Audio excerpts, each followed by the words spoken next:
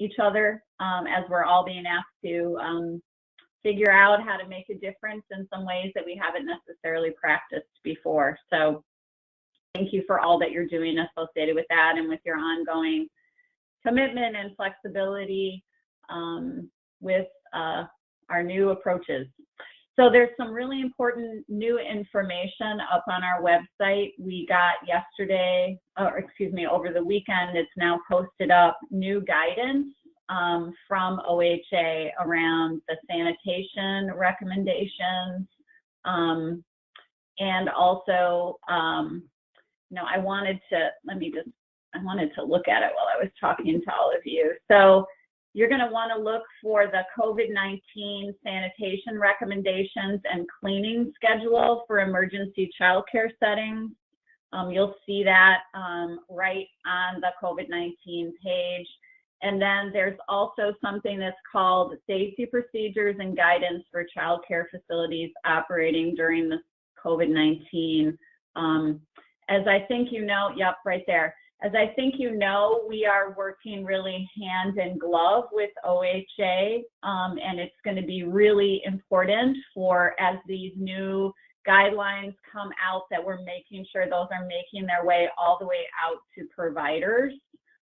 So communicating about this, making sure folks that are operating as emergency childcare have this information, and then if people have questions and needs associated with that, if we can understand what those are, then we can take advantage of people, we can take advantage of our ongoing working relationship with OHA to say, hey, providers have a lot of questions about this. Can you help us, with that question? So in an ongoing way, as we've been saying, really, we're going to endeavor to always be telling you what's new and most recent, and then also making sure that you're visiting and encouraging others to regularly visit the website. We're not always going to do a press release unless it's very much for the general public. That's when we do press releases.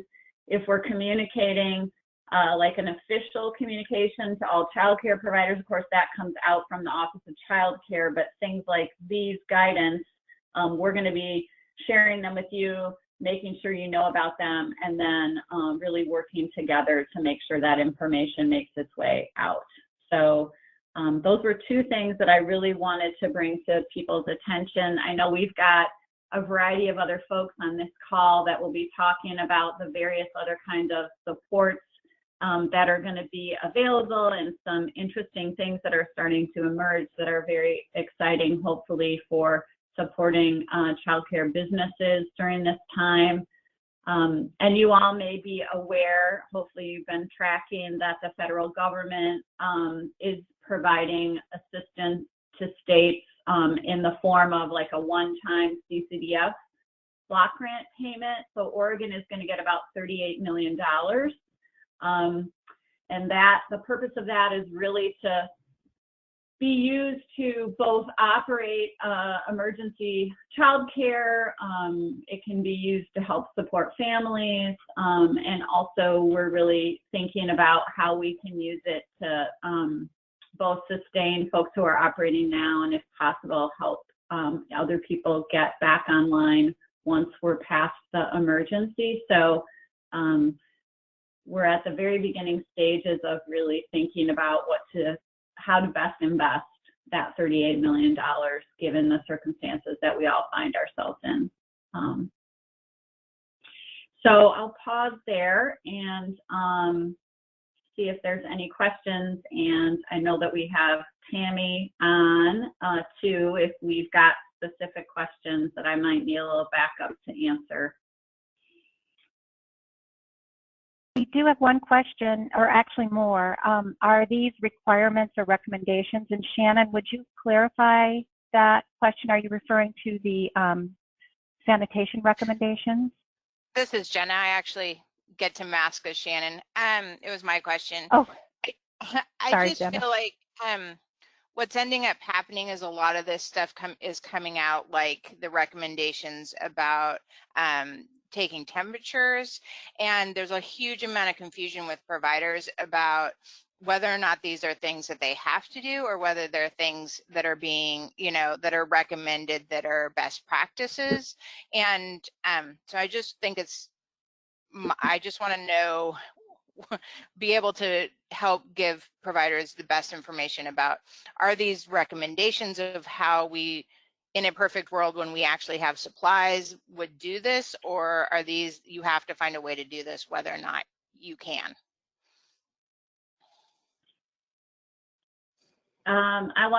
Tammy, do you want to unmute and answer that? I think I know what the answer is, but I want to give you an opportunity to answer if you would like to. Yeah, and thanks for asking the question, Jenna, because we've had the same conversations internal. So when the documents first came out, the first versions, at that point, they were recommendations. But now with the emergency childcare processes, now the document has been updated and now the things that are contained in it are requirements. Joan, does that match what you would have said? Absolutely does match what I would have said. And what I would say in response to someone who is feeling unable to meet these because they don't, for example, have sufficient cleaning supplies, is I would be asking that person to think about whether or not they can actually operate safely without that. And if you're not able to clean and sanitize the way that is outlined in these health and safety procedures, you are potentially increasing the risk not only to yourself, but to the children and their families. And I understand those are very difficult decisions, but we, the obvious, are operating in a pandemic, and these aren't things that we should ask people to take lightly or encourage them to do workarounds. We need to encourage people absolutely adhering to these to the greatest degree possible for their own health and safety and for the health and safety of children and families in their care. So I wanted to ask something about that real quick, then, if it's all right, just example to make sure, because we definitely have had a couple people calling who don't have and can't get thermometers, for example. So if somebody's calling and asking that question, then Joan, we would just say you probably shouldn't be operating then if they don't have a thermometer. Yes. Okay. And then, but that's well, not, and what I we just leave it at that. We tell them they shouldn't, or, okay, sorry, go ahead. Go ahead, Tammy. I'm sorry, the last version that I saw of the OHA document said if a thermometer isn't available, to have the parents basically attest every day. I haven't seen the final version because I didn't even realize it got posted last night, but if it still says the same thing, then the thermometer did have some hedging language in it. Okay. Are thermometers going to be in the supplies? Yes, there are a limited number of thermometers in the supplies queue. I don't know that the thermometers have arrived yet. Is Denise on the call? Yeah, so no thermometers have arrived, and I actually think that this is a good point. They're going to be very, very challenging to get. We're also having a very difficult time. The last order I saw was literally only 40 thermometers that we were able to procure, and those still have not been shipped. So we're working as quickly as possible, but they are not secured yet. Yeah. And the document, this is Tammy, the document does say if a thermometer is unavailable, ask parents to affirm that their child does not have a fever. Mm-hmm. There are some questions. Thank you, everyone. There are some questions about translation. I know some of this is coming from Oregon Health Authority. Tammy or Joan or Dawn, do you know the status of translating into other languages at this point? Yeah, so this is Tammy, and what I can tell you is that, oh, go ahead, Joan. No, go ahead, Tammy, please. Sorry. Well, I was going to say these just got posted last night, and it was on this call that I realized they were posted. So I've already sent them over to our person who starts the translation process to say, can you get these done high priority? So then the FAQs, I'm just going to move to an FAQ page for the providers. Do we know when if and when these would be translated as well. Joan, I don't have, I know what I can tell you is we're having a hard time keeping up with all the different versions of the documents. So I don't have any information on the FAQ, Joan. I don't know if you do. No, but I've made a note to be able to get back to all of you about the status of, I think you can translate, I realize it's not very good, but don't we have translation on the site itself? Yeah. In any, yeah, I think that. Yeah. So here it is, select language right up here. Yeah. So I realize it's not an ideal translation. So I need to circle back with our communications director to get more specific information, but I think that's going to be the answer, but I will make sure we'll get back to you. And I did want to mention in some of the questions about the translation, Mary Wolf was asking about the FAQs, but also said that it sounds like your your team is going to translate as well. Right. So that may be an option. Yeah, so that may be an option if you do have the bandwidth and can kind of move forward. That would be very helpful considering we are moving as fast as we can. And you can see the earlier versions have been translated, so we're just moving, you know, knowing things have to get out immediately. It's moving it forward as quickly as possible. And when we do, we'll share it with everybody. Thanks, Mary. Thanks, Mary. Great. Because if you do Spanish, I could try to do Russian. Okay, thanks, Christine. That's great. Okay, there was one more thing that I wanted to share with the, I'm not sure if you've seen it yet, but we do have a new link. It's a new page. It's outreach materials. And so if don't accidentally kill someone, that's rather frightening, but it's very true. It's very real. So anyway, this will be updated on a regular basis as well. So you can see there, we have some showing what we're doing for outreach. There's been a lot of questions around how to find childcare and use 211. So we made sure to get that up as soon as possible. So that those are just, that's just another resource for people to be familiar with. And just also, I did want to say that the CCRR helpline has had a lot of questions, as you can imagine. Lauren has been very busy, and I think ICECA is also part of that, the Spanish side of the helpline.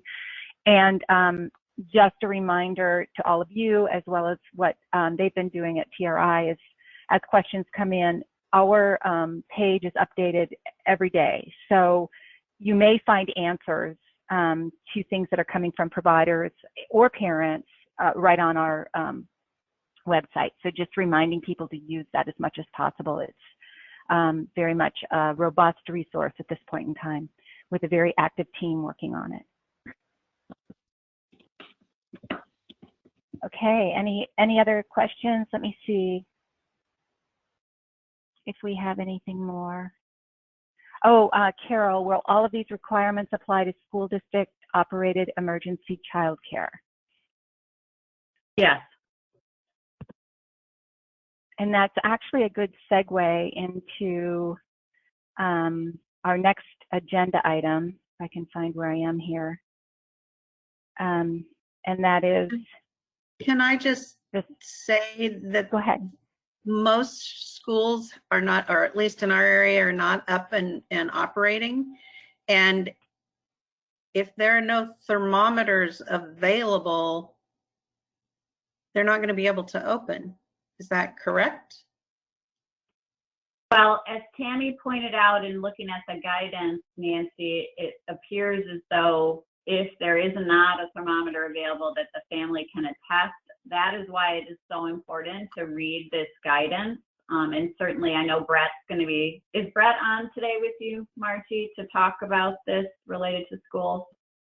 Yeah, yes, he's up next actually. Yeah, I'll let him talk about anything that's school related. So. Okay, thank you, Joan. Just so you guys know, I keep getting up and looking out the window because it's snowing very hard at my house right now.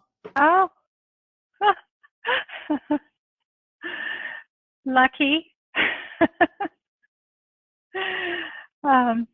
Okay, well, we are going to move to school-based emergency childcare. This is just a slide that Joan created. It actually, I was attempting to, but I definitely had a block on how to even get all of this stuff into a flow. So she was able to really create this.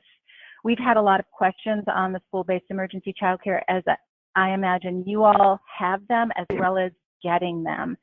So with that, I'd kind of like to give it over to Brett at this time, and we can refer to this as we go or not. But Brett, that would be up to you. If you want to just start updating everyone on where we are, that would be wonderful. Thanks. Sure. This slide is really helpful. Thank you. And I can kind of just use it as a way to walk through some of the issues. And I'll say before I get started that this piece of the puzzle, like so many others, is very fluid, and it's changing and evolving, rapidly. And it requires us to be pretty nimble in terms of how we move forward. So, as I think you all know, school districts were directed by Governor Brown in Executive Order 20-08 to ramp up emergency child care programs, specifically targeted to families who work in the healthcare system and or first responders or other essential workers, but really focusing on the frontline healthcare workers. So they submitted an application to the Office of Child Care at the ELD, and then we have a process that we're getting in place to move those through. So basically what will happen is when those applications come in, Margie is going to be getting them out to TRI and turning those around quite quickly so that they can get that information up into the database so that it's available for 211 to see. And then myself and some other colleagues are doing some follow-up with those programs to get a better understanding of exactly what it is they're offering and what support they need from us. One of the questions that's come up is around registration. And there was initially some thought that the state, either the division or 211 or ODE would be actually registering and or verifying family eligibility for these programs. That is all happening at the local level. It's site-based. And so families would be registered for these programs just in the same way that they would be registered for any other after-school program or summer care program.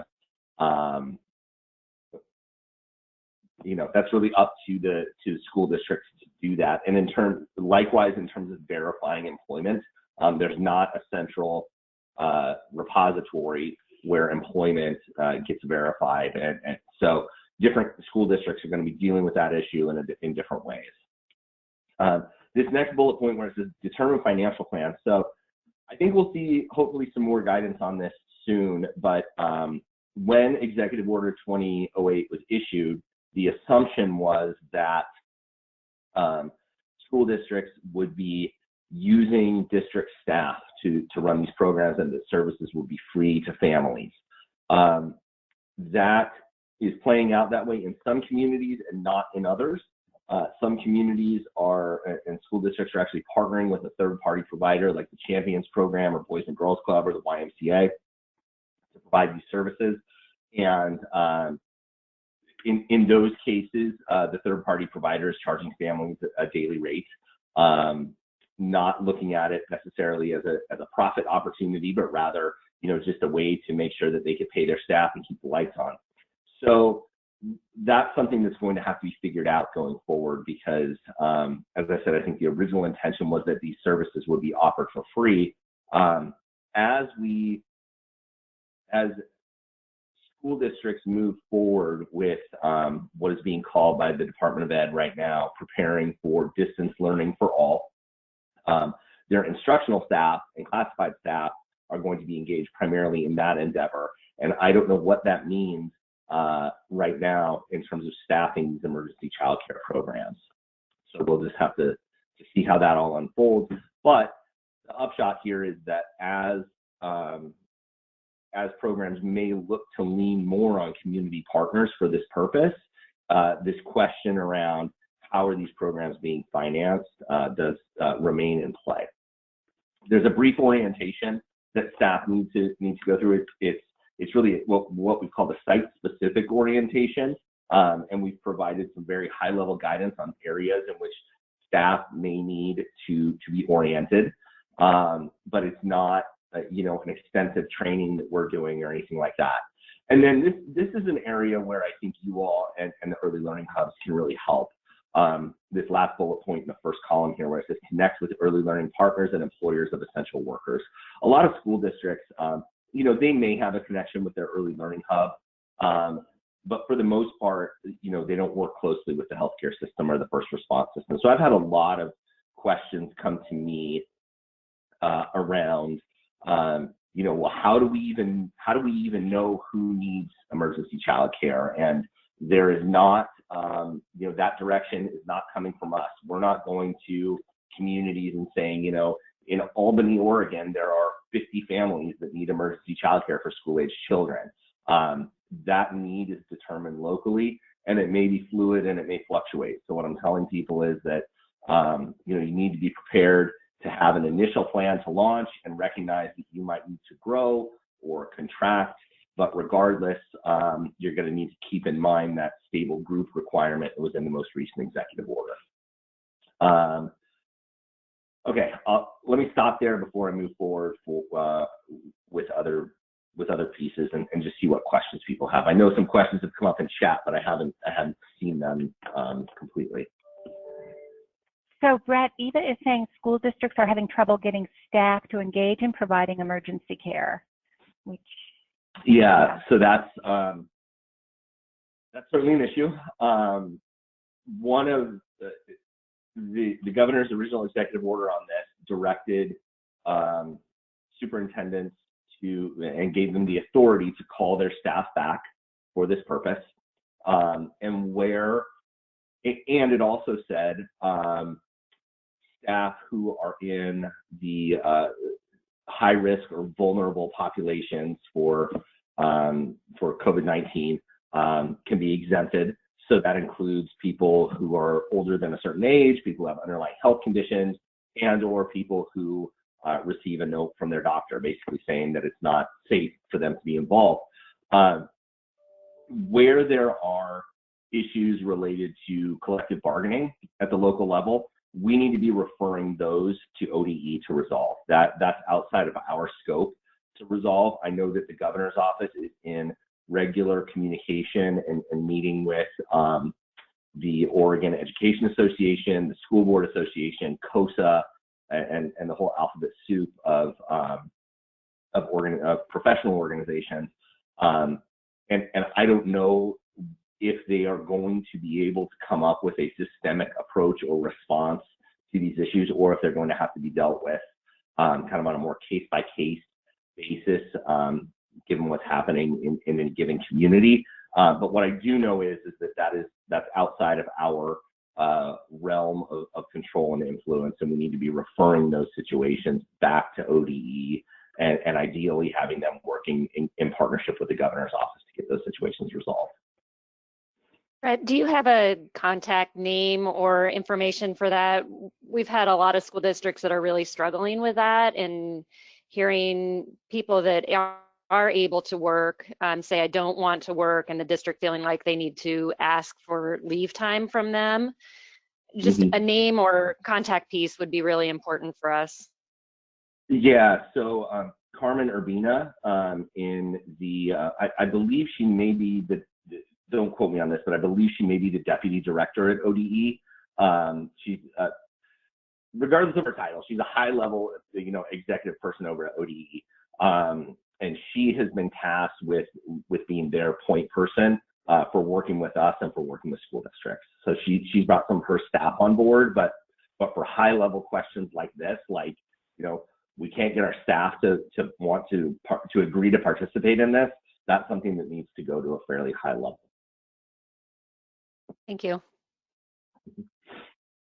So, Brett, we also have Christine Waters is saying enrollment in Portland Public Schools has been low. Is anyone experiencing high volume or expecting higher volume? Yeah, I don't know off the top of my head because we're not asking sites to report attendance to us on a daily basis. I do, just anecdotally, I've heard from other communities that the demand is certainly there and that the need is certainly there. I would also, so just as an example, I've been in contact with Jervis, small town north of Salem. They've been working to get their program up and running, and they said, before they even opened their doors, they knew that they were going to have 9 families taking advantage of the service on the first day they opened, and they anticipated growing from there. Program out in Baker City that is using modular classrooms where they're making sure that they're complying with the stable group requirement. They have 7 modulars, and they anticipated using 5 of them to start. So it really does seem to be, there does seem to be variation by community. I also know that the PTS program is one where families are being charged for service, and it's also because of the unique geography of where OHSU is situated, the elementary school that they're using is convenient if you're coming from a certain direction, but not if you're coming from the 3 other directions that you might access OHSU. So I think that PPS model is it's a pretty unique situation in that sense, and I wouldn't use it as a way to understand or be indicative of what's going on in other communities around the state. So there's a couple other questions that I think I could maybe take on. It's around referrals 211, and I think also it relates to information in the NACRAWare database. Oops, sorry about that. I didn't mean to do that. So that I want to just go to this purple slide right here, and that is, one of the things that I'm sure you're already hearing, and one of the things we really want to encourage is that the schools connect with you as far as providing resources, sending them websites with children's activities. We also are, there's other resources as well that we will be covering, but just different things that you could connect them with. The other thing too, because we have several registrations. We have been kind of working through some details around the school-based emergency childcare and making sure we had the information needed to get into the NACRAWare database. They're not all in there yet, and we're behind on that. So we have it's a little bit different than what you're seeing here. We have a point person at TRI who is going to upload all the registrations into NACRAWare. So you're going to be able to have those in NACRAWare really soon. So for Carrie and your team, you're going to start getting the lists of these schools that are ready to open and provide services. For the CCRRs, yes, if you provide referrals locally to those schools, please do. Don't worry. Remember, we have the no wrong door, so it's okay. Just go ahead and refer. We want people to use them and know they're there. And the other thing too, just so you know, you will need to also update them on a weekly basis. So all of these emergency childcare programs, you want to just have a routine of updating them very regularly so we can keep track of the vacancies and ensure that the community, especially our essential workers, are getting those very accurate referrals. So just keep that in mind. At this point in time, because it's very urgent, TRI will upload the registration information for all of the emergency childcare in the schools. And you will have access to all of them in NACRAWare, and you'll need to kind of get them into the rotation of updates as well. Margie, can I ask a quick question about that too? Yes, I'm going to be on a call today with 16 or 20 different school sites. I finally squirmed my way in there. And I'm just wondering if they haven't filled out that application yet, or if they're asking for help, or to whatever degree, is there any scenario where you would want our CCRR staff to help get that in for them, or do you want 100% of them to go through the email address and try does it and all that?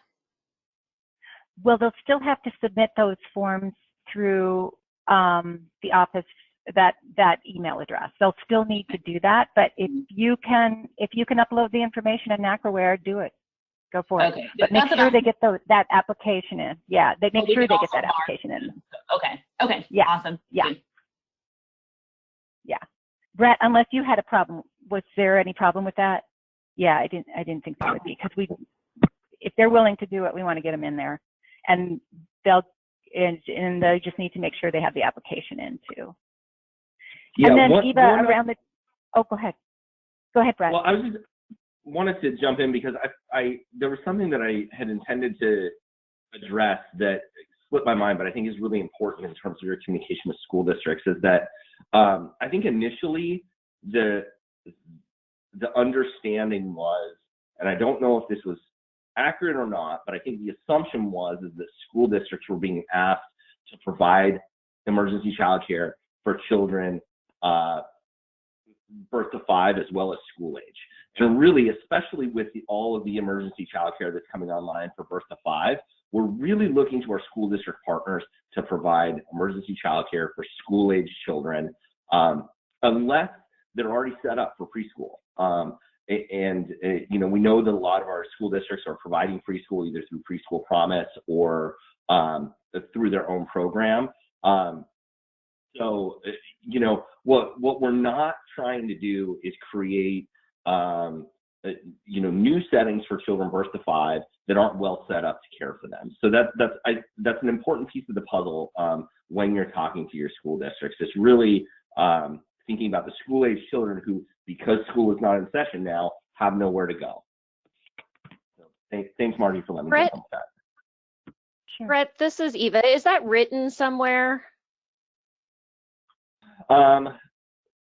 In the guidance that went out to school districts, it said, it's not said in those exact words. I think that, go ahead. And the reason for the confusion is because in the original executive order, it talked about setting up safe childcare environments for children 0 to 12. So let me just, I'm trying to pull this up right now, age groups. So it says, here it is. The original guidance said if schools intend to offer infant toddler care, they must partner with an experienced partner or employ someone with expertise. So this has, where we are right now has moved from what was written here, and we are working with ODE to get supplemental guidance out as quickly as possible on this. But you have to keep in mind that this all predated the process. This all predated Executive Order 20-12, which was the order that instructed child care providers to close and then apply to reopen under emergency circumstances. So that's where there's a bit of a communication gap. But it just, in where you can help fill that gap is to the extent that you're communicating with your school district partners. You know, encourage them to be focusing on school age as much as possible, unless they're already well set up to serve 3- and 4-year-olds.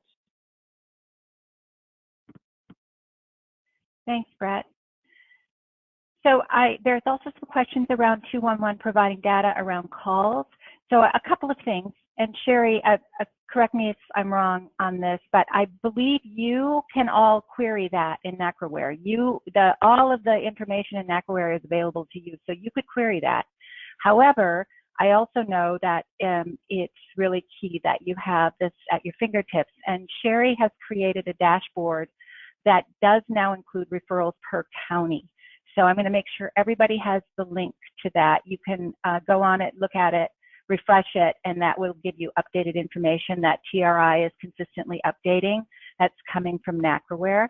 The other thing too is that I am getting daily updates from 211 as far as their calls go, what they're getting and who's calling.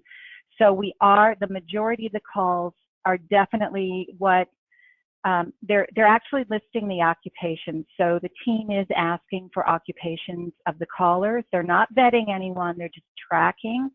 And you can clearly see the majority are essential workers. That they're medical staff, they're grocery store staff, they're EMTs. So you can see that those are the needs right now. And Carrie, did you have anything you wanted to add to that? I just was going to say that we are definitely getting calls from people that know about the school programs, and since we don't have most of them in the database, we're generally just giving the other emergency providers that we have right now. But people definitely have heard about the programs in the schools, either that they will be opening or maybe they are open in communities, but we just don't have them to refer to. So we're excited to have them in the database to be referring to soon.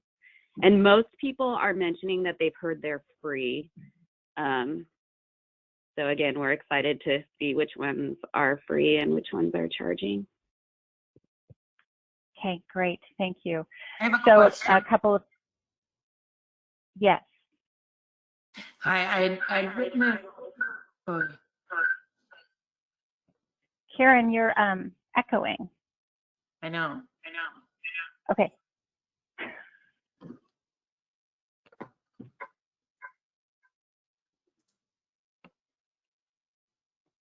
I will type in my question. Okay. Thanks, Karen. So I will, Sherry, did you want to add anything around that dashboard that you've created that we're actually sending to the crisis team every day? Yes, I'm adding to that every day as we have questions come up. So it is expanding. And if you see something on there that you want drilled down or want it in a different format, you can let me know. There's going to be sort of the external one that Margie will be using, and that just as sort of static to give an update. But then I'm also working on an internal one that would allow the CCRNRs to kind of drill down into it to look at the actual underlying data that's coming from NACRWare. And this, thank you, Sherry. It does include closures. So you can keep an eye on that. You can watch what's happening in your county for closures, as well as the emergency childcare, the ones that have remained open. So that's it's just going to be at your fingertips, which I think will be really beneficial, especially as you're working with partners. Okay, thanks. I have one other thing I just thought of as we were talking about, like it does include closures. The other thing that I'm working on is right now trying to get a list together of providers that we have no status on. So we don't know if they haven't let us know if they were closed. We don't know if they've completed an application yet, so that we can start finding out a way to contact those and find out what their status is. This is Shannon. I have a quick question, if possible. Yes, go ahead, Shannon. I wasn't sure you could hear me. So just even in the last few days, I've had, like Head Start and some of the bigger entities like Croc Center open up and or trying to open up, and they're like, well, where are the people? And we're not getting calls, and so I'm kind of stuck here going, we're offering referrals. They're in 211. We're getting them in there as emergency child care. We're sending them out to partners. So I know one of them has asked, yes, we want priority for, medical and EMTs and doctors and whoever, but, if I don't get calls by this time, I'm going to have to open it up for grocery essential workers. Can they still just do that right now? I mean. Yes, Shannon, yes, the answer is yes. Essential workers, just prioritize, but they need to just offer childcare to them. Yeah. Okay, because they thought, they're saying, oh, I need to just stay open for this particular type of person or family, but you know, I can open it up to this group too. You have the 11 pages, right? The 11-page document saying the essential workers? Yeah, but for some reason they're not reading that, I guess, and they just, I don't know. Yeah, I think it's good TA for them. Go ahead, Brett. Yeah, I think the other thing, and I mentioned this briefly, but you know, just to reiterate that it's important that the school or school district partners they're working with, that they're doing the necessary outreach at the local level so that people know that this exists. I think that at one point there was this hope that you know, 211 would be sort of the panacea for connecting families to these programs, and it's just not going to work that way. And so when I talk to school districts and they say, how do we connect with families, and the first thing I tell them is, you know, certainly you want to be reaching out to your hospitals, your long-term care facilities, your first response organizations. You know, if there's a chamber of commerce in your community, reach out to them, your early learning hub, your CCRR, you know, your system partners here. But then the other is, you know, to some extent, it's the same process that they would use to be promoting any type of after-school, extracurricular, or summer program that's happening in their school district. I mean, school districts know how to reach out to families in their community. It's just that in some places, there's a bit of a mental block that, you know, childcare is very different from what they normally do, and so they're a little bit stuck. So I think to the extent that we can help them understand it in the terms of work that they already do throughout the course of the school year, it might help get some of those wheels turning in terms of who to reach out to.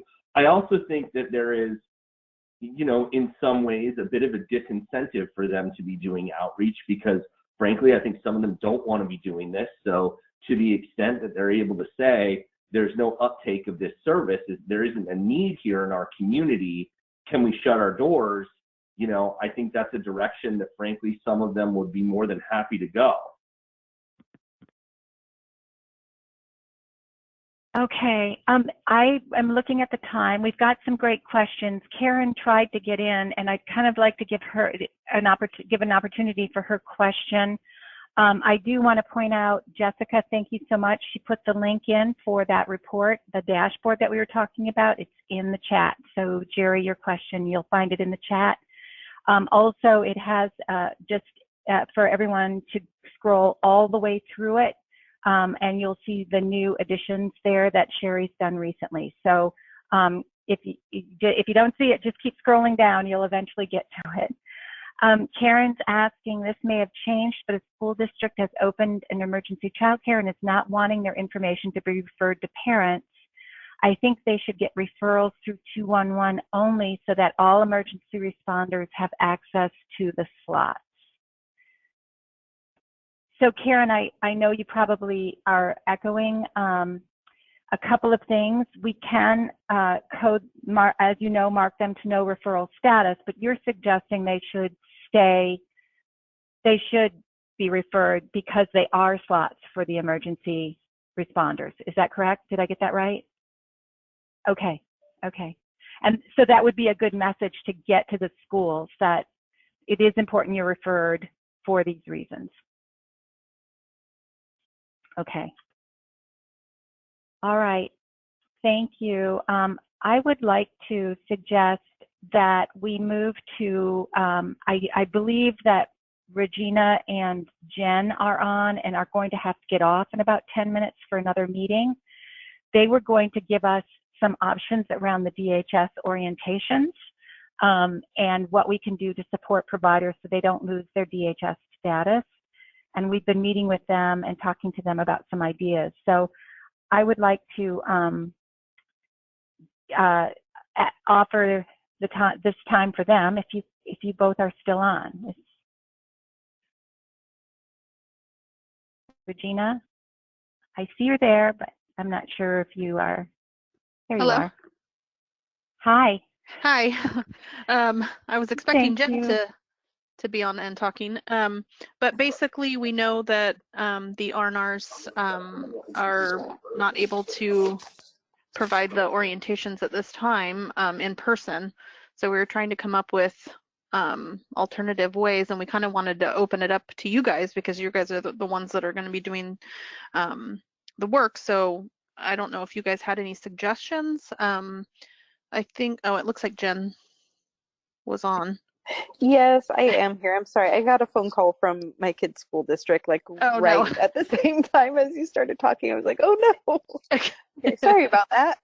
I am here, but yes. So we have been looking at the orientation packet that's essentially sending the PowerPoint and then sending out a knowledge check. That's been in place for quite some time, but we only really use it when a provider has been unable to attend an orientation in their area, and you guys do such an amazing job that we don't use it often. I want to say it's less than one time a year that we would ever leverage that. It's definitely not the ideal as far as accommodating adult learning styles, and we just really wanted to hear what your ideas were. I know we've had a few ideas filter in from you guys, and we can use that packet and the knowledge check as a stopgap until we can get something up and running. But just wanted to put that back out to you and see what kind of ideas you have, or if there are things that you're already planning in your area. Hi, this is Shannon. Go ahead, Shannon. I guess for a stopgap, I think it would be very helpful to have that packet go out on a short notice. I mean, as people are needing it right now, and just the capacity for staff being remote and trying to deal with the calls, it's been kind of hard. So it's not forever, and I would vote for the packet. So the self-study packet, and it looks like you've been doing it, Taya, as well as Jessica. It looks like you've been doing it that way. Okay.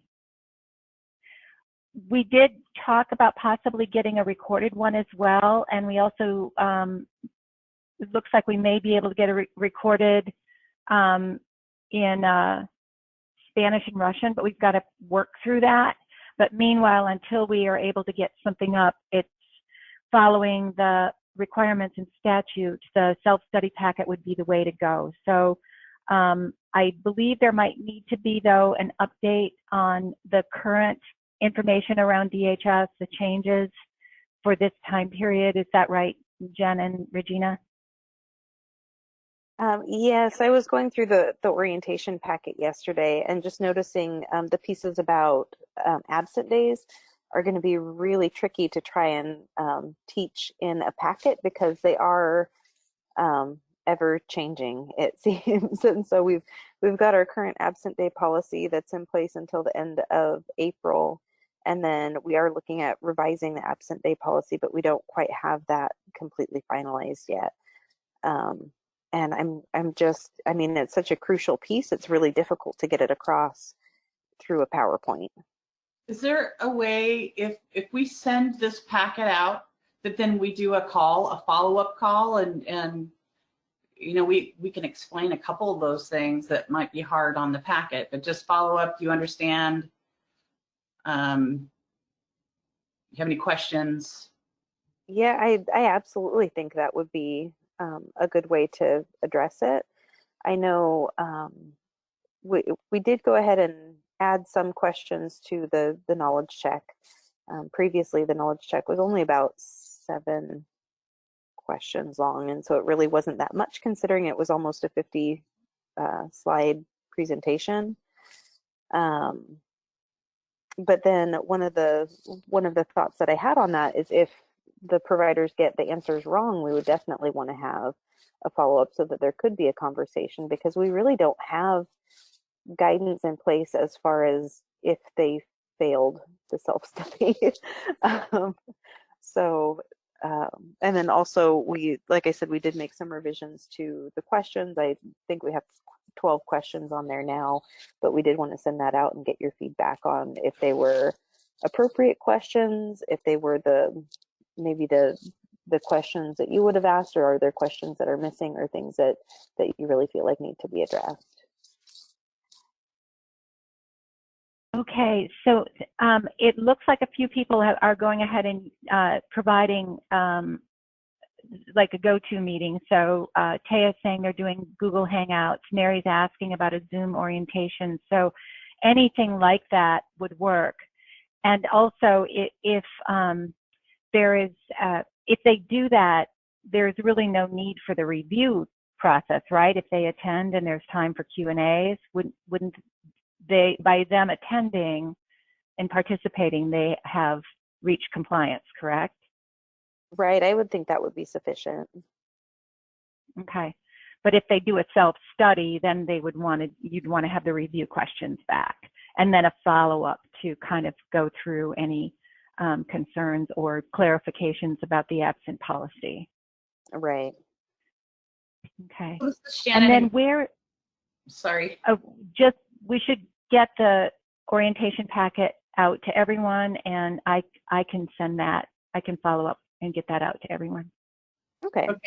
Well, that was one of my questions, and it's been a while since I've ever sent one out. So they get it and then they send it back to the CCRR for a grading, or is that how that goes?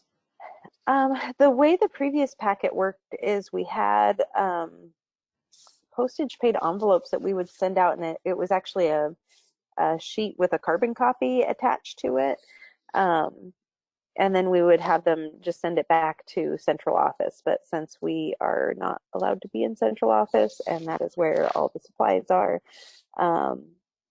that's not really an option at this point in time.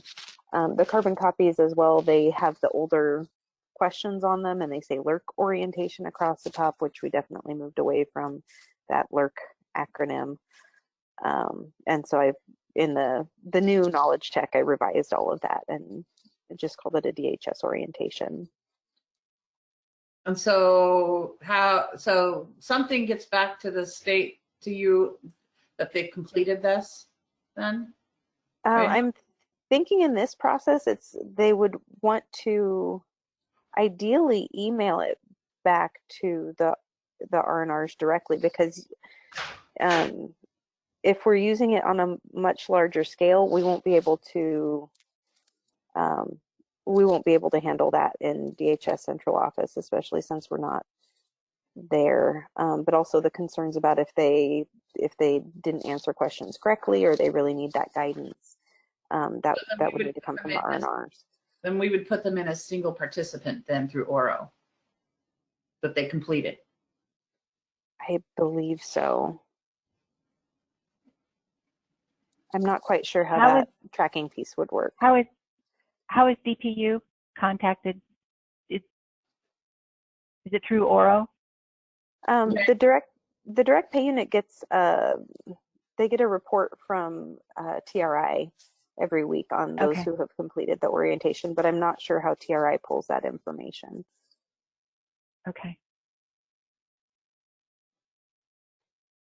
Okay, that sounds like a few logistics we need to work out and get to everybody. And then also the orientation packet, is that in, what other languages is that available in at this point? The PowerPoint is available. I believe we've sent it out in English and Spanish. I'm not sure. Regina, do you know what languages we have that in? We have what in? The PowerPoint. Just English and Spanish. Okay, and then the knowledge check, since it's been revised, it has not been translated. It's only in English at this point. Okay. All right, sounds like there's some work to be done there, but I think it looks like people are moving the process forward the best they can throughout in each community. So Taya, you have a clarifying question? I know they have 1 minute left. Okay, I think I heard this clearly, but basically if we have somebody on Zoom, go to Google Hangouts, whatever, the provider has a slideshow, they walk them through it just like they were in the room, like that, really all we have to do is that one-on-one orientation. There doesn't have to be this other component of the packet involved or anything. It's the same as if they were right there in the room with them, right? Yes. Yes, okay, yeah. Awesome, that's what we're doing, thank you. Okay, great. Well, we'll let you go. We have more questions that we'll follow up with, but I do need the Spanish PowerPoint. If you could send that to me so I could send it to everybody, that would be great. Thank you, Jen and Regina. Really appreciate your time. Margie, I do. This is yeah? Hannah. The Spanish PowerPoint I have, I can put it on the groups. I just got it, so I can put it up there. Oh, great. Great. Thank you. Wonderful. Thank you, guys. Thank you. We are going to be moving into something really positive and exciting. And all of this, as we're actually getting through this, in the end, we'll have a really stronger system. We know that. Prior to starting on a conversation about what's happening in Multnomah to support our providers, I do want to ask Brett, did you have any last thing you wanted to say, or if you're still on, regarding school, any follow-up stuff or final comment? If you're there, Brett. Yeah, I'm still here. I think it's just occurring to me that we need to get clarity out. We need to get clear on our message around role and responsibility regarding referrals. You know, it concerns me, you know, the comments that Karen made, you know, just sharing the message from a school district that she's working with a school district that doesn't want their information to be shared with parents. You know, that's a problem, and that we need to get out ahead of. So I appreciate hearing what's going on out in the communities that you're working with, and appreciate all the work that you're doing. And you know, we learn a little bit more every day, and it helps us understand what we need to do going forward. So thank you. Thanks, Brett. Great. Okay. So we have been hearing about, and I think some involvement in Multnomah and some philanthropic efforts to support providers. Joan, if you're still on, did you want to start that conversation? And I know Christine's probably waiting to give us a great presentation on it. So are you still with us, Joan? I haven't checked. Yes. I am, yeah. I will just very briefly say, because I know Christine, I think, has been in it since the beginning, that there's a wonderful group of community citizens in Multnomah County who have come together to really think about how to support providers who are deeply affected, their businesses are deeply affected.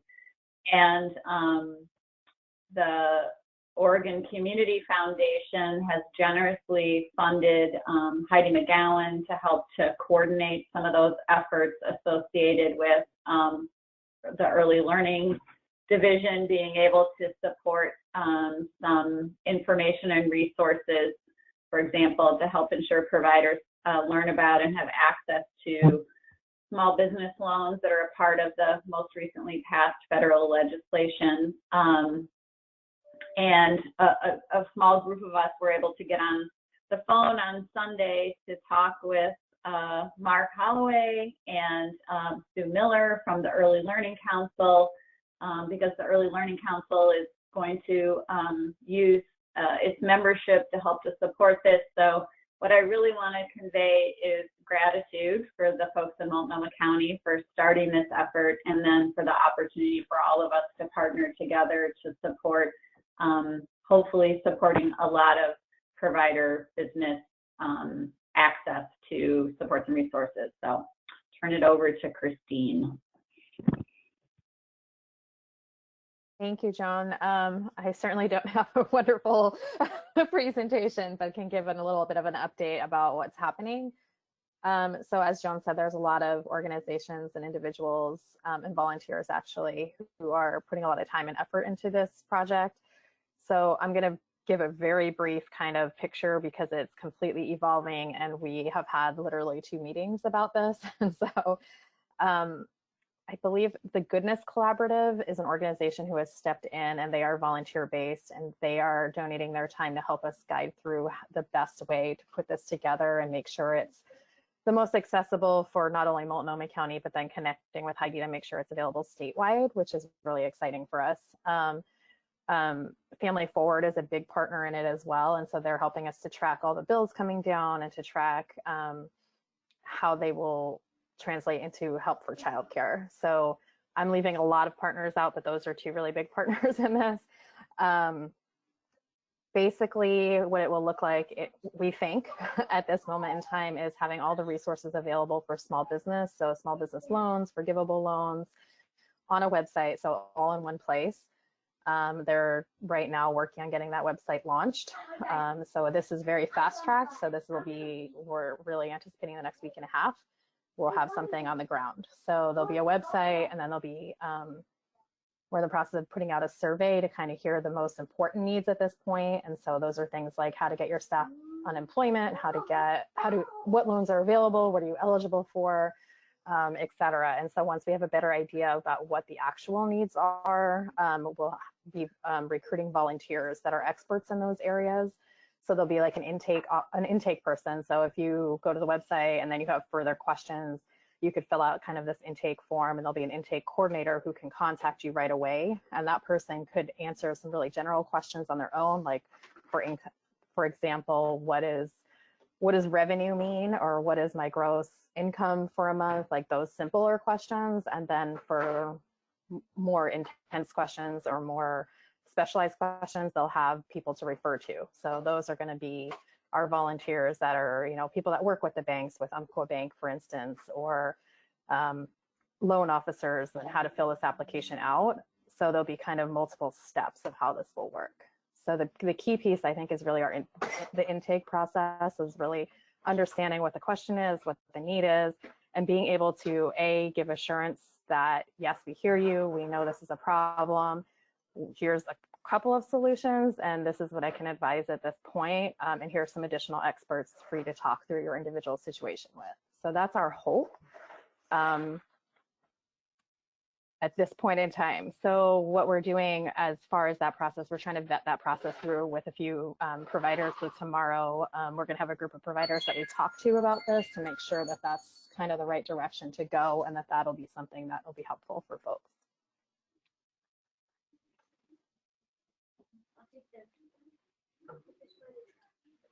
Do you want me to add anything else, Joan, or is that? No, I think that's good. One of the things that was talked about on Sunday was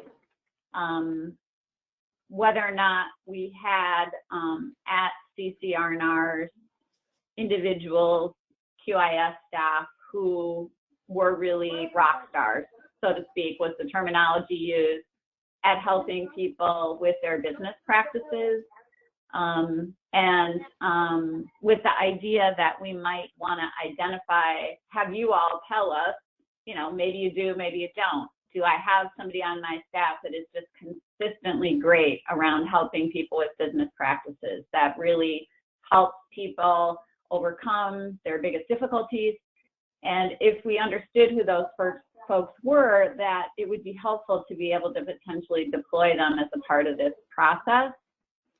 Because, as of last week, we had 1,500 people who had applied to be emergency childcare. I'm sure the number is much higher. And so I think the intention of this process, and as Christine said, it's a work in progress, so take this for what it is the idea of being able to have the provider be able to connect with someone after the intake that really could say, I hear you, I understand, and actually mean that. Like they understand their situation, and then be able to kind of assess, well, this is what I think would be really helpful, and we got this accountant I can connect you to talk to you about X, Y, or Z.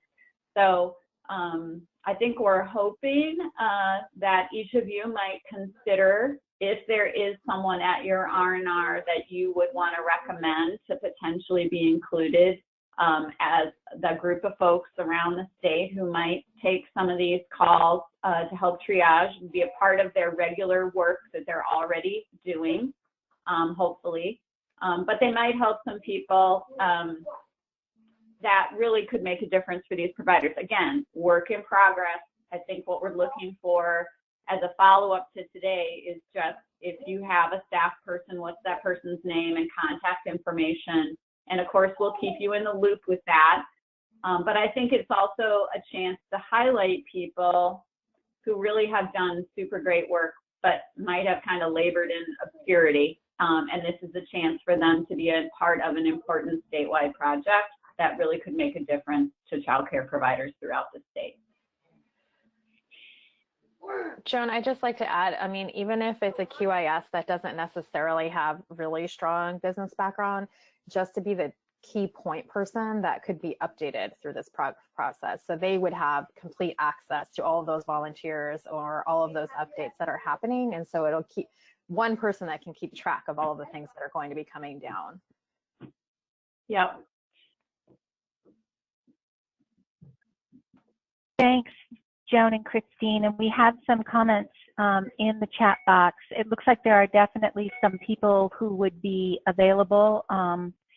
And then also others that are identifying programs that need this assistance as soon as possible. So I think just kind of following up with identifying someone you think would be a good kind of point person just to be updated and get that to John, Lisa, and me, that would be great. Wonderful. This is John. I just wanted to chime in for a minute because I chatted with a few CCRNRs yesterday and was just thinking about a couple of the really tangible staff resources that some of them have. And I know this goes across the state, but as I was chatting with a few of the Baby Promise regions, they have some really specific expertise in there. Like Central Oregon has Dave Tremblay, who is their business coach. And I think not only can he offer to this statewide effort, I think he can learn from and then create new resources to supplement, so I see a lot of opportunity there. And then Taya had mentioned, Taya Noland had mentioned that they have a shared services position that was hired to work with SCBEC, which is the South Coast Business something. And that person could be mobilized to do some work in this area, which would also then support her long-term work over time. But I think it's great not only that we have people, and just so everyone's thinking about this, if you have key people who have sort of an expertise to add, that will help a project like this, and then also be the right person to take the resources and then mobilize it in your community and make it work for your community, because what works in Multnomah may not work in Coos, but the framework that's put together and the people power behind it could really help us further supporting these businesses from completely folding, which is, I know, what every one of you are trying to do right now, and is absolutely critical. So just wanted to sort of spur some thought process around that. And I didn't name all the people power resources that were talked about in those few conversations I had, but it's incredible what some of our team members are potentially capable of doing. So. Yeah, and I guess I'll just say one last thing. One of the reasons why we are featuring this today is that these small business loans that are a part of the federal package are open to a lot of different kind of small businesses.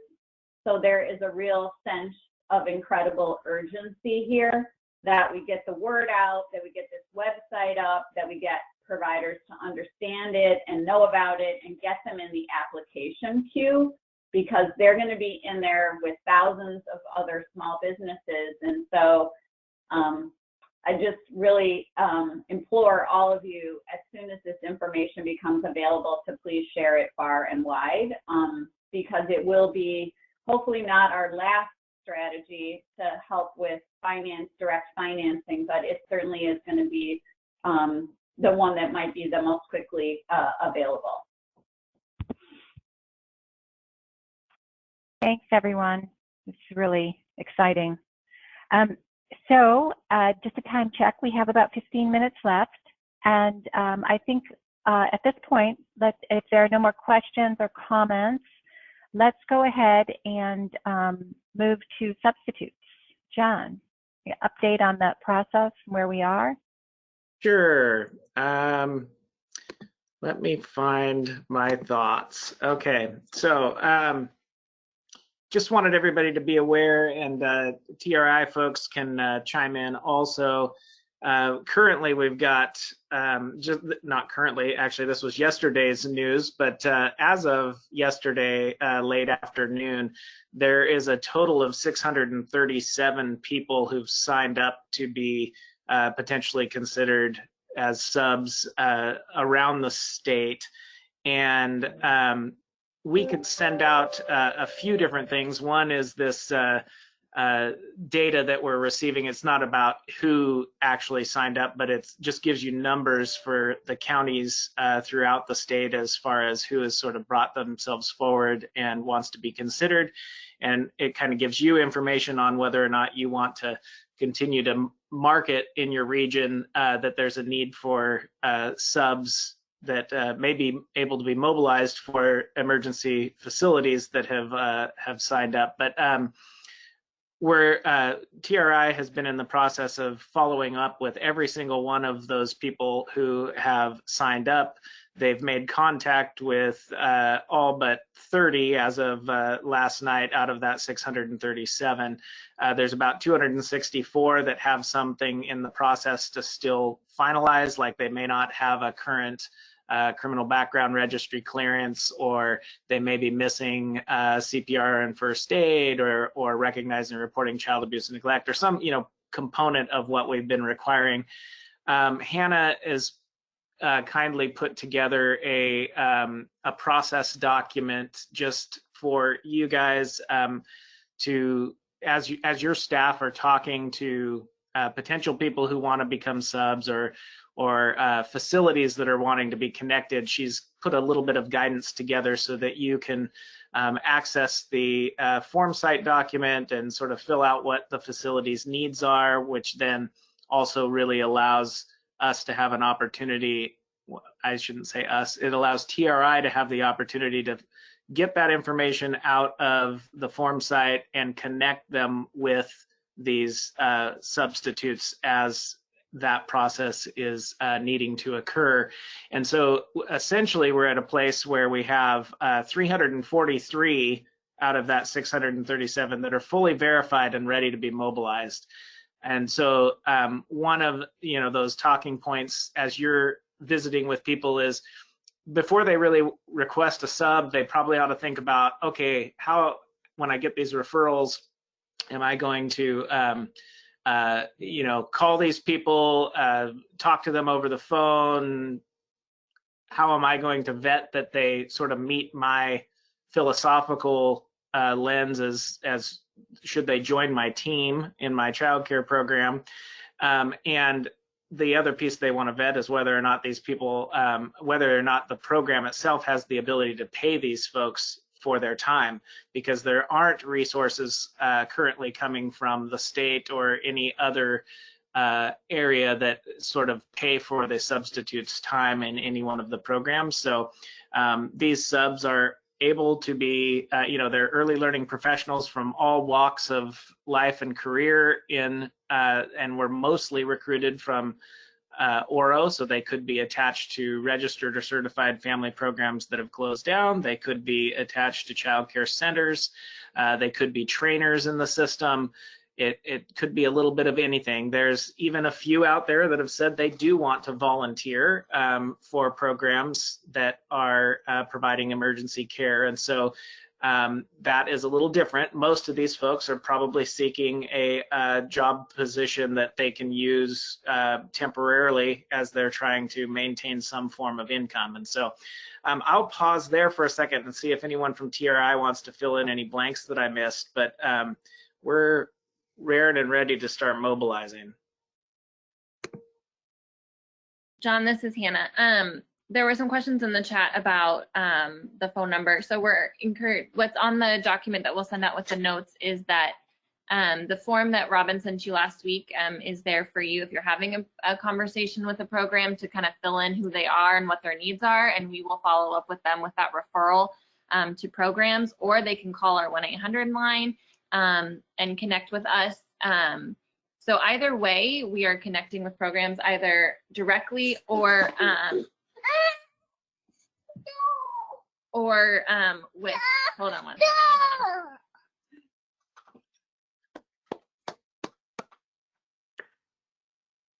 Or we are having, when people are saying that their emergency childcare from the Office of Child Care form that we are receiving, we're also following up with those programs and indicate, yes, they need staff to their licensors. So we're using both processes. So, and basically anyone who is connecting with programs is what we're trying to get at, is we have information that they potentially need some staff.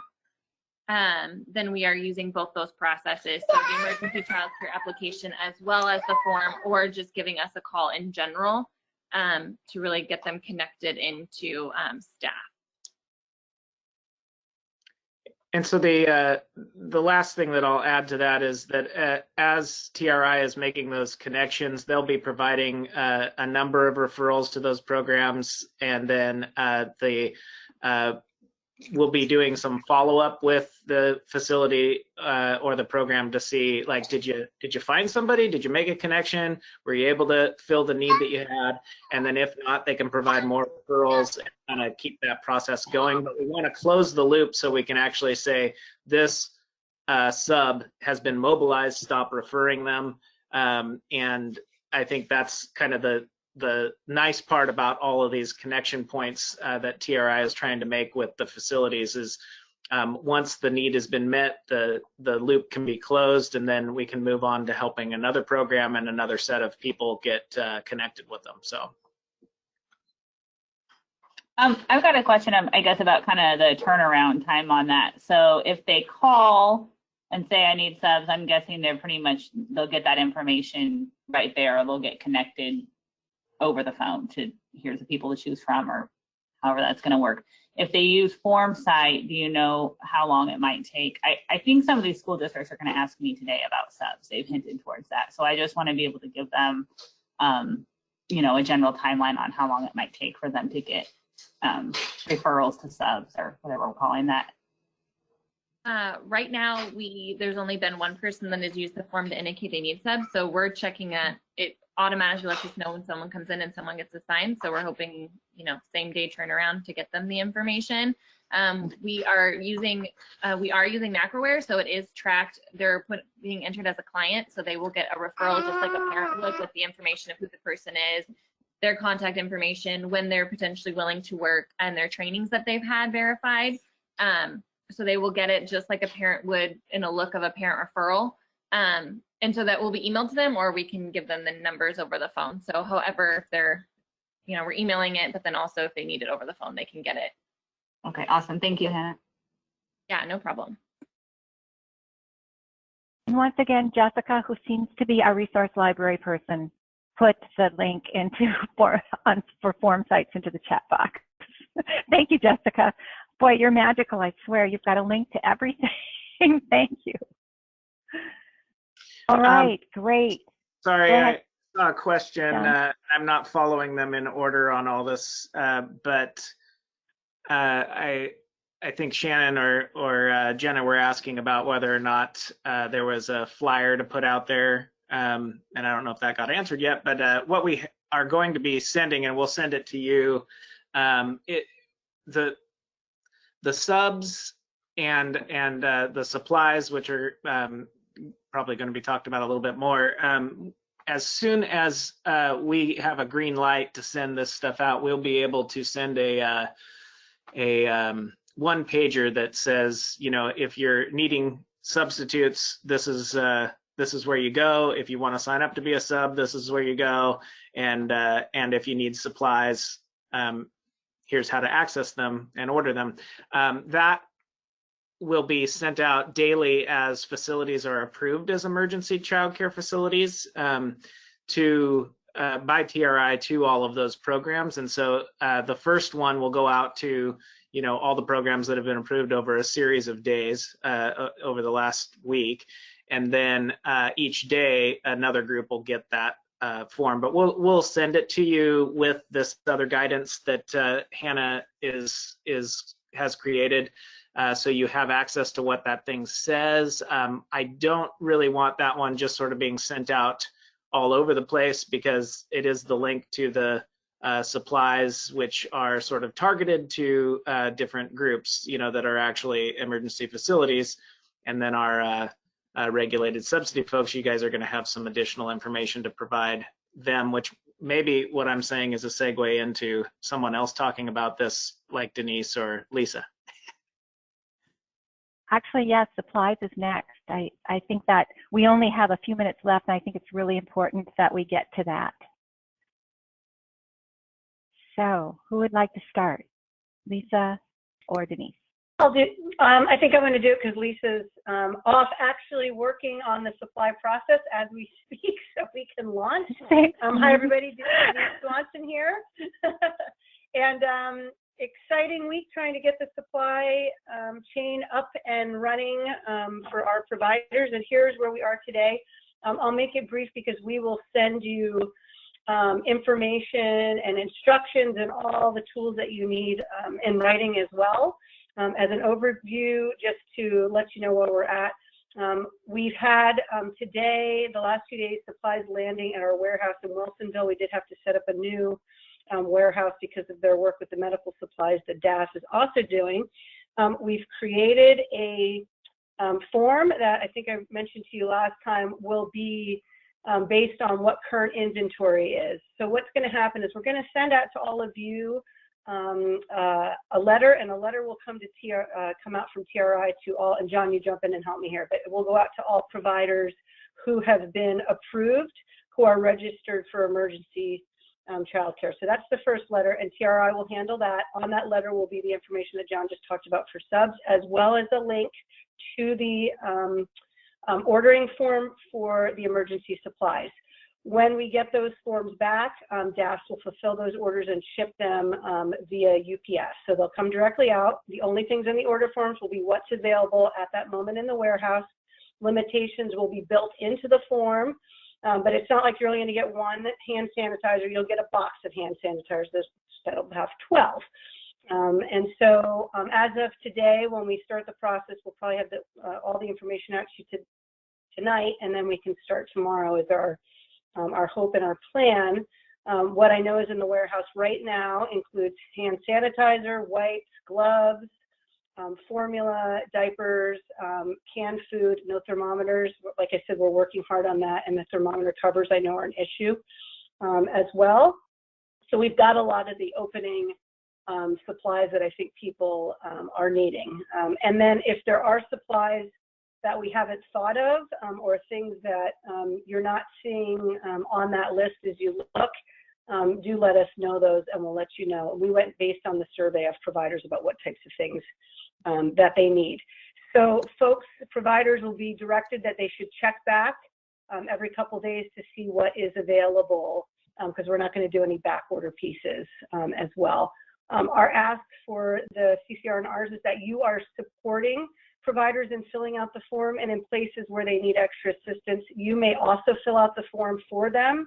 And there'll be a section in the order form. It's very easy. It's in Smart Sheets that you'll see that you'll put person ordering and CCRR. So if it's you that's ordering for them, it'll still be shipped directly to the provider, etc.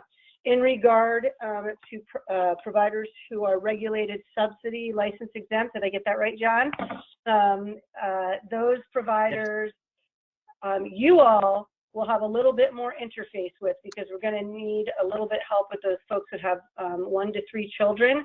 So a special letter will come to you and you will be, I understand, in contact or already in contact with these providers and talking to them about are they open, are they providing child care, and do they have supply needs, what kind of supplies do they need, and then you will send a special letter to them where they can also access the form. It'll be the same way, the same access to the form, but the letter that they get comes directly to you. So we're kind of using you as that first stop with them and to make sure that they're open. And then they will order just like everybody else. Everything is the same. Again, they may need some extra assistance, and we're asking that you would either make the order for them or give them assistance on the form as well. So that's where we are today. And like I said, we're hoping to launch tomorrow now that we finally do have items in the warehouse. We can load the order form with the proper inventory, and we'll know what the inventory is on a daily basis as well. So as things, I think we have some more money for this. So if it feels like things are getting low or we're not getting things or things are going out very quickly, then we'll be able to start to order more. But as you're all aware, there are issues all over the country with supply. So, oh, and good news, toilet paper is on the list for tomorrow. So thanks, Denise. We have a few questions. One is, of course, translated forms. Also making sure that all of the CCRNRs have an opportunity to see the forms so that they know they can help. Yep. Will they get that? And then also an opportunity. What's that? Nope, go ahead. Keep your questions and I'll go. Oh, will it be on the website? And will supplies go directly to those licensed exempt providers and there's no need for a pickup site? Yep. Okay. So let me just deal with each of those. The ordering form is in Spanish and English, right on the form, both languages. The letters are at CCRR. My understanding from Lisa is letters are being translated. I don't know if all 5 languages or what's happening with that. I'll get back to you on that piece. Supplies will be directly sent to licensed exempt providers. So this whole thing of pickup, we just wanted to avoid all of that. So everything is direct ship right to the providers. And no, it will not be on the website because this is open to those who have registered to provide emergency care. Of course, the regulated subsidy licensed exempt folks is a little bit different because they don't necessarily have to provide emergency care, but we want them to be open to be able to access, of course, the supply. So we don't want to open the floodgates to anyone and everyone. There is, of course, accountability. We have to report on all this to the federal government. So that letter that comes from TRI will be going to approved emergency providers only, and then they will have the link and access. So we have that list on a daily basis of who's been approved. And before DAS fulfills the order, a team of us at ELD will be approving to make sure that those folks are on the list. So there's going to be a cross-check process. You know, we have to do that for accountability. So we don't want that to go out to the whole world. And Margie, this is Lisa. Can you hear me? Oh, hi, Lisa. Yep. Yes. And I did want to just answer. I'm back on now, and I heard the question about the languages. And yes, we will be getting the letter translated into all 5 languages. And one other thing I'm not sure if Denise touched on or not is we are going to be providing each CCRNR with a spreadsheet that we're going to ask you to track on a daily basis of the license exempt providers who you've contacted, and providing that information to us. It's kind of just that checkpoint so we know that you have reached out to them and we know that they are in fact doing care and that they do need supplies for their child care. Thanks, Lisa. Yep, we need that so we can add that to the list. And one other thing I didn't mention as a resource is we'll send you, not that you probably need them, but we do have a set of talking points to just kind of go over what's available for your regulated subsidy license exempt folks. But it's just basically some points of information for you. So I think we have a pretty robust packet of information that we should have ready to send to you today. And yes, you will have access and the link to the order form as well. Denise, it may take a few more days to get the language letters to you, but we are going to get those, get on those right today. But I will follow up with an email to each of you with most of these materials, if not all, in at least English today. Yep. This is Mary. Just to be sure I understand, the exempt providers serving 3 or fewer who are opened, we're assuming are doing emergency care and are eligible to get supplies? Are eligible. They are. Eligible. If they're open, yep. If they're open, they are eligible, even if they only have their regular children and aren't doing emergency. If they're open, they're eligible. Okay, thanks. Yep. Yes. So we are at time. Some of us have to jump on some other meetings. I know there are more questions, and we will, TRI and ELD are developing a joint communication so we can follow up on a lot of these things, and we want to get this out to you by the end of this week. There is one next step. We may be pulling the CCRR directors together to kind of go over some Child Care Aware of America information and guidance. around navigating all of this, and so kind of some peer support for each other as well as for our providers. So those are just getting the updates and answers to some of the questions, as well as an opportunity for us to connect and kind of look at some peer support during this really difficult time. And Denise has one more thing to say, I can tell. One last thing, and we'll send this to you in writing as well. I just had an email from Glenn regarding classroom equipment. So we are going to have equipment for full classrooms. I don't have all the details and what the process is. We're working on that, but that will be available as well. That equipment will need to be returned to the ELD. So again, there's a process involved here. We'll get that information out to you as quickly as possible in the next couple days. So with that, thank you everyone for all your hard work, and thanks for joining us, and we will talk again very soon. Bye. Bye. Bye.